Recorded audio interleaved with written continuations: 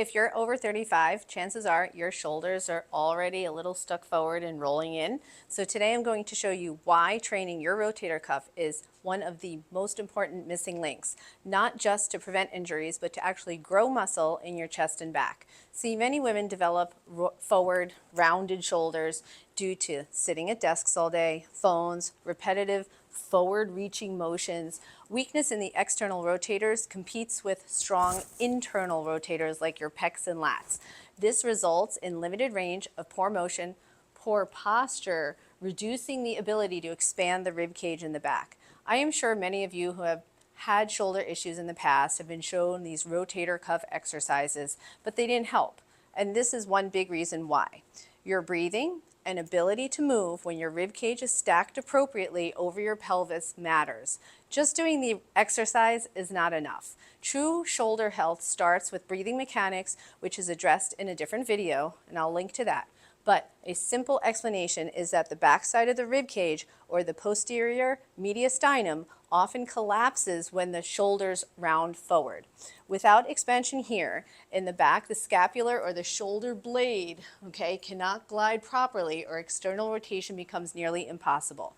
Training the rotator cuff in tandem with good breath work allows the rib cage to open and restore movement. The rotator cuff's main job is to stabilize the humeral head inside the socket, so external rotators are especially crucial for balancing strong internal rotation. So when you are told that you are in menopause and you have to lift heavy, you have a high risk of rotator cuff tear, impingement, and tendinopathy if you do not learn how to strengthen your rotator cuff correctly. Weak rotator cuff, or inability to understand what it should feel like, compromises pressing and pulling strength, which is your rows and your push-ups, which then affect the ability to develop muscle in your chest and back. This then leads to women complaining that bench presses hurt their neck and their shoulders. This also affects the ability to correctly retract and depress your scapula, which then affects the ability to engage the right muscles in rows, pull downs, and even deadlifts. Essentially, without rotator cuff training, you are capping the potential for aesthetic and strength gains. So what do you do about it, right? We have to learn how to handle these muscles properly so that we can actually lift heavy.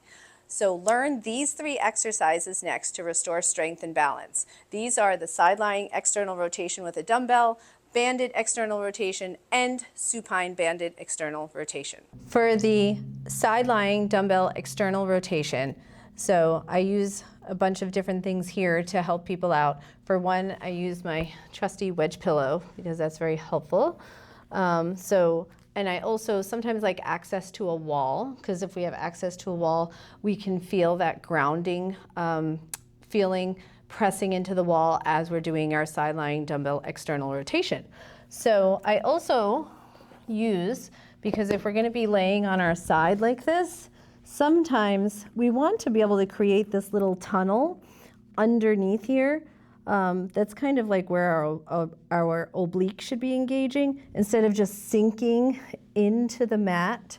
So either a small stack of pillows, or I have these little mats that I can go underneath, so then it gives me that tunnel feeling, okay? And then something, you're gonna need a block, okay, or a rolled up towel. You're gonna need a small dumbbell, okay?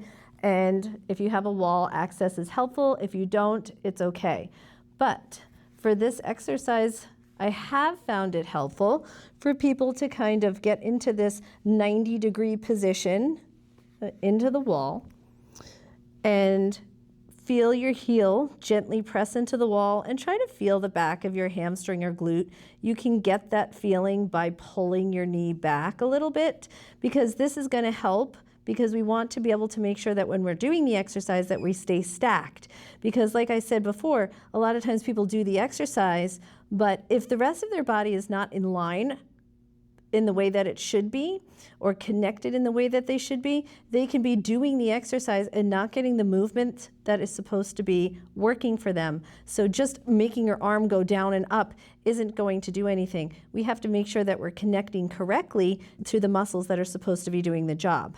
So, you're gonna take your dumbbell, you're gonna put your block underneath, right? When you place your elbow on the block, place it right about where your hip bone is, right? So if my hip bone is here, I want my elbow to be in line with my hip bone. I want my shoulder to be in line with my elbow into my hip, okay? So I'm in a straight line. Think down your back, that you're a straight line, that you're not just flopped over, okay? So we want to make sure that we feel, okay, this kind of stability.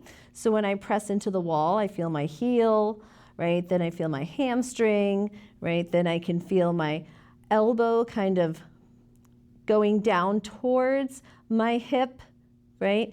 And I can feel that my shoulder's in line with my hip, not my shoulder lined, just flopping forward. So I want to kind of get my shoulder in line with my hip. I'm going to lay here, and then I'm going to take the dumbbell and I'm going to open up. As I open up, I'm going to make sure that my elbow is not moving back, okay? I have to make sure that I keep my elbow right where it is, in line with my hip.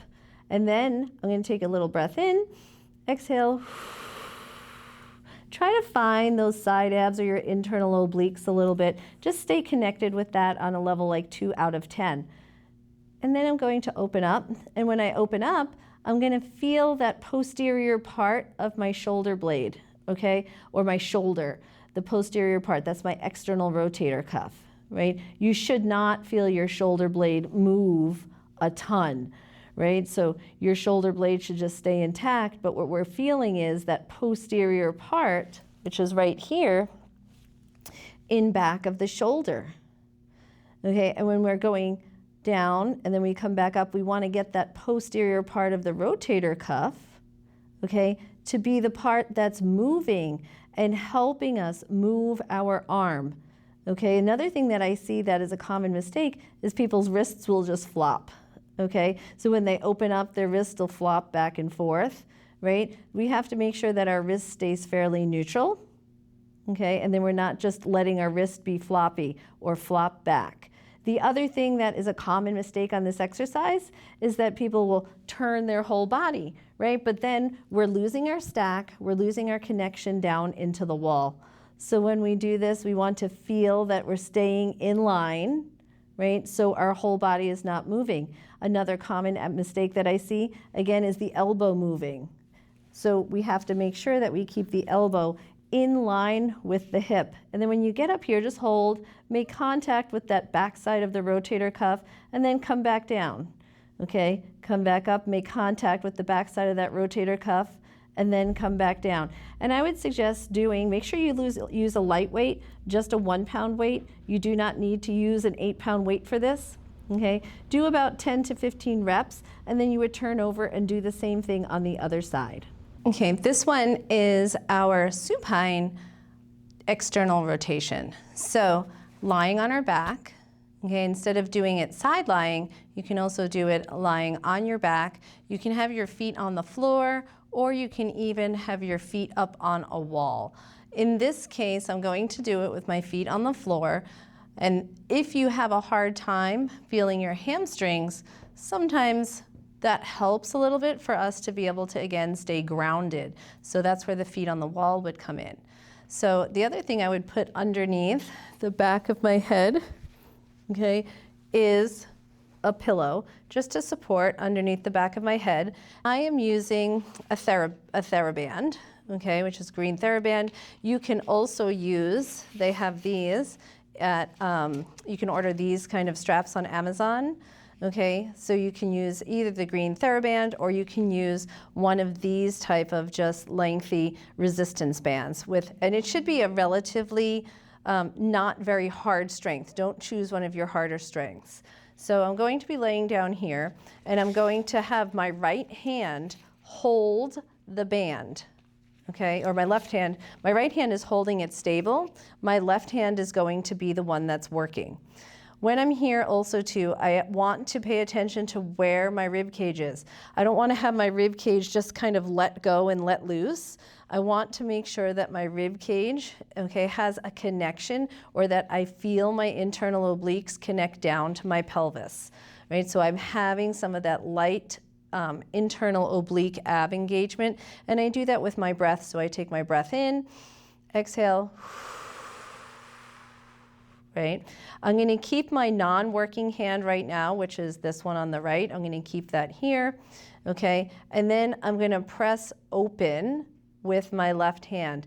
And I'm going to feel the back side of my shoulder, okay, the back side of my left shoulder kind of engage a little bit and press a little bit towards the floor. That's not really the purpose, to get it flat to the floor, so you don't want to try to force it there, but you want to notice that like you could feel that back side of the shoulder right behind in that rotator cuff, that you can feel that that area is working.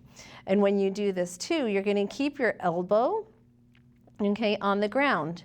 You can, if you feel like you need, you can take a wedge pillow or something and put it underneath your elbow if you feel like it's hard for you to keep your elbow to the floor. So you can put something underneath there. You can put a pillow or a book, okay, and place it underneath your elbow. So that would be something like one of these yoga blocks if you feel that you need, okay? But I do encourage you to keep something underneath your head, especially if you have a lot of neck flexion. I don't have a lot of neck flexion, but just for this video, I am putting something underneath my head. So I could also have a block underneath my elbow to support me. And I want to feel like when I move that I could feel that back side of the shoulder doing the work. And once you get there too, notice, do I still have connection to my internal obliques, or is my rib cage, did my rib cage go all the way up? Did my shoulder go up into my ear? Because that is a common mistake also. So you want to make sure that you feel like your shoulder did not go all the way up into your ear. You want to make sure that you feel like your rib cage is moving down towards your pelvis, right? That you feel that your feet are grounded into the floor. And then when you do the external rotation, okay, your shoulder should not be up here in your neck and ear. It should be down here, staying connected towards your side abs, okay? And then go in and go back out, okay? And when you go back in, keep your elbow to the floor, but also don't let your whole shoulder just lift up and go back into that internal rotation kind of position, or that rounded forward position. Okay, try to keep a little bit of expansion, okay, across your chest. A great exercise to think of while you're doing this is the foam roller chest expansion, that you feel this openness across here. Okay, because when you're open across here, then we're able to access a lot of those posterior muscles. When we're all closed in or shrugged in, it's very hard to get those muscles in the backside to work. Okay, so if you have not seen the foam roller chest expansion video, definitely take a look at that one too. But this exercise right here sometimes is easier for people because they can feel the connection to the floor. They can feel their shoulders connect to the floor a little bit more than the side lying dumbbell external rotation. So, and then you would just switch sides, okay, and then do the other side. Just remember, keeping your elbow to the floor. But this could be a helpful exercise for people that may not feel it when they're side lying. So if you do it this way, then you may be able to find that back part of the shoulder, that rotator cuff that you're supposed to be working. This one is the standing banded external rotation. So for this one, you'll use the same band. Instead of being on the floor, we're standing. And something that you can hold the band onto, and with your shoulder blade underneath your elbow. So you're going to hold the right side. This is my right side that's down. My left side is the side that is moving right now. And when I am going to move my left side again, I'm trying to feel that back side of my rotator cuff, right? And while I'm doing this, I'm making sure that I'm keeping my rib cage, okay, stacked down, okay, into my pelvis. This is really important because if we're doing this exercise, right, and we're turning, but then at the same time we're like moving forward, or we're going into extension, because what I'll see a lot of times is people do this, that they'll go into extension. Another mistake that I'll see is that they just turn their body, okay? They're turning their body instead of opening. Another mistake that I see is when they do the exercise that they'll start, their shoulders will go inside, right? That's not the point. That's not the purpose. The purpose is to get that back side of the rotator cuff, which is back here, okay, to be able to work while you're holding everything else in an engaged manner, right? So you don't want to be gripping, right? Don't try to grip. You just want to notice that you have that connection from your rib cage, shift down a little bit, feel the back of your hamstrings a tad bit, that you feel like those are active and on, that we're not just extended forward, okay? Feel that connect down into the floor, into your heel, your big toe contact and little toe contact. And then I'm turning, and then I'm gonna feel that backside of my rotator cuff. So then when I come back in and I turn back out, I have to make sure that I'm keeping everything else intact, right? That I'm not just moving, right, with the band. Like I say to people, I'm like, they're like Gumby in the wind. They're just moving and floating around, right? But then we're not really challenging that muscle in the way that it's supposed to be challenged. We have to be able to do this while we're very stable, and that we have a sense of grounding down into the floor. And then you would just turn around, okay? And then you would just do the same thing on the other side. So you would take your block, put it again on the other side, okay, and be able to do that same exercise without letting your elbow move out of position. All of the same rules that apply to the other exercises on the floor apply when you're standing, right? So these external rotation exercises could be very helpful then when you're going to start learning how to do seated low rows, bench presses. Any type of upper body exercise requires a strong external rotator cuff. I have never said to anybody, oh my goodness, what strong external rotator cuffs you had. I have never said that to anybody when they walked in this door. Everybody always has weak external rotation, right? Because we're at desks all day long. So take the time to do these very not sexy exercises.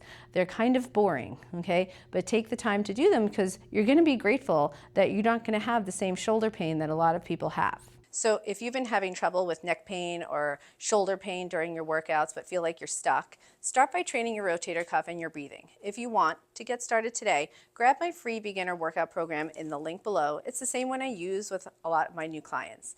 And be sure to follow me here on YouTube and on Instagram for more women's strength and wellness content. You can do this, I promise.